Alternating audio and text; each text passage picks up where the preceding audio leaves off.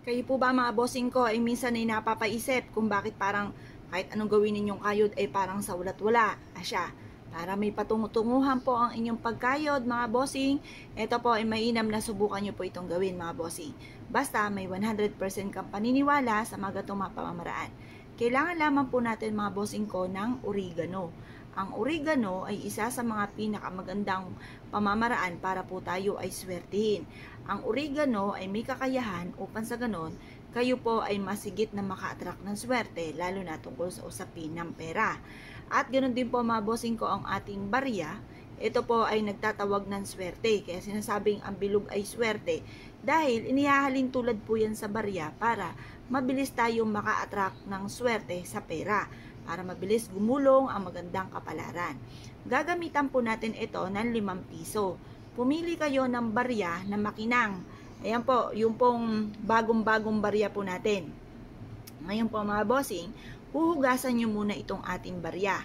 Pagtapos, ibibilad nyo ito sa sinag ng araw. Huwag nyo po siyang tutuyuin. Hayaan siya kusang matuyo. Kapag natuyo na yan, pwede na natin gamiting pampaswerte. At ganoon din syempre yung ating oregano. Ang oregano, yung aroma po niyan, mabango po yan eh. Yan po ay hindi lang for healing, hindi lang yan para sa ubo. Yan po mga bossing ko ay makakatulong para makatawag ng swerte at makapagtaboy ng kamalasan. Proven po ang ating oregano, basta't may 100% kang paniniwala. Ang gagawin nyo lamang po mga bossing ko, ilalagay nyo po ito dyan sa gitna.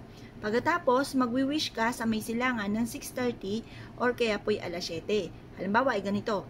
Halimbawa, meron kayong negosyo. Sa aking negosyo ay dito na ako yayaman. Or kaya po sa tinatayaan kang numero, dito na ako mananalo ng jackpot. Or kaya, may karamdaman kayo, sabihin niyo po dito, gumaling na kayo at hindi na kayo magkaroon pa ng karamdaman. Basta lahat ng kahilingan ninyo, walang gamit na sana, direct to the point.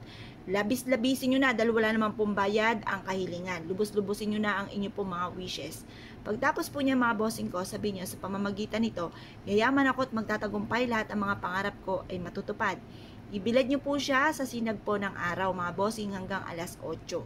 Pwede nyo siyang gawin ngayon din po. Halimbawa ngayong araw na ito gusto nyo siyang gawin, gawin nyo na po siya.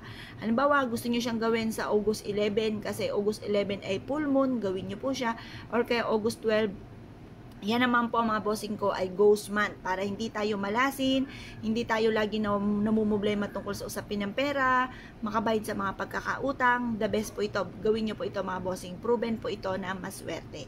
Ngayon po mga bossing, kung kayo po ay isa sa mga gagawa ng ganito, lubos-lubusin nyo na kahilingan.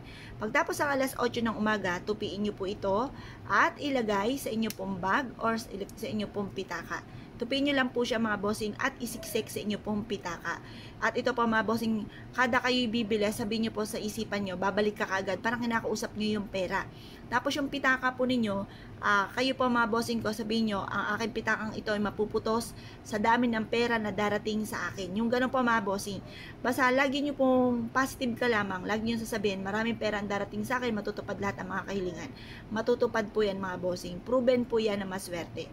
Ngayon po mga bossing, kung kayo po naniniwala sa mga pamamaraan at naisyo po itong gawin, lumarga po kayo, proven po ito at subok na ito po isa sa mga magdadala sa inyo ng swerte tagumpay sa buhay bukod sa sipag at tiyaga mga bossing.